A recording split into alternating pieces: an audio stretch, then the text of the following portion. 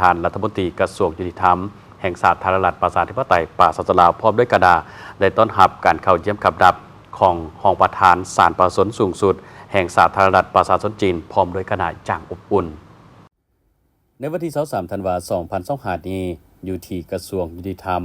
ท่านไพวีศรีบริภารัฐมนตรีกระทรวงยุติธรรมได้ให้เกียรติต้อนรับการเข้าเยี่ยมขับดับของท่านนางท้าวข่ายจวนห้องประธานศาลประชาชนสูงสุดแห่งสปป.จีนพร้อมโดยคณะเนื่องในโอกาสที่เดินทางมาเทียบจามและเฮ็ดเวียกอย่างเป็นทางการ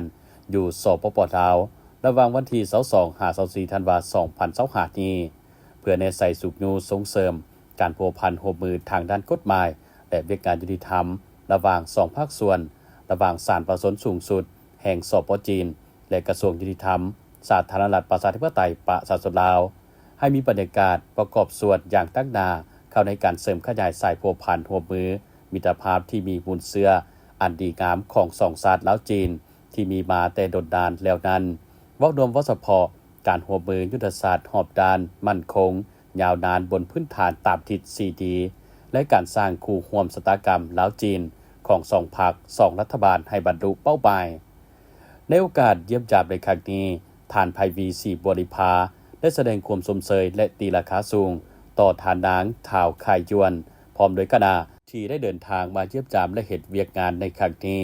ซึ่งเป็นการประกอบส่วนเพิ่มทวีและเสริมขยายสายพัวพันมิตรภาพอันดีงามในการร่วมมือหอบด้านระหว่างสปป.ลาวและสปป.จีนให้แน่นแฟนและมีประสิทธิผลสูงขึ้นกว่าเก่า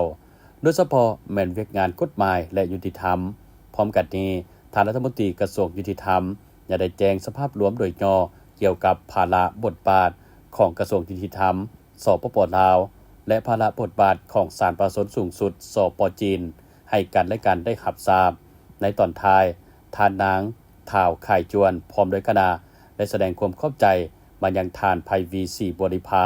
ที่ได้ให้การต้อนรับอันอบอุ่นและแจ้งสภาพรวมโดยย่อเกี่ยวกับภาระบทบาทของกระทรวงยุติธรรมสปป.ลาวและการร่วมมือของสองกระทรวงให้รับทราบพร้อมกันนั้นท่านนางท้าวข่ายจวนยังได้กล่าวให้การสนับสนุนต่อกับการร่วมมือของสองกระทรวงยุติธรรมลาวจีนให้มีการแลกเปลี่ยนซึ่งกันและกันอย่างเป็นประจำและมีภาคผลการร่วมมือที่ดีร่วมกัน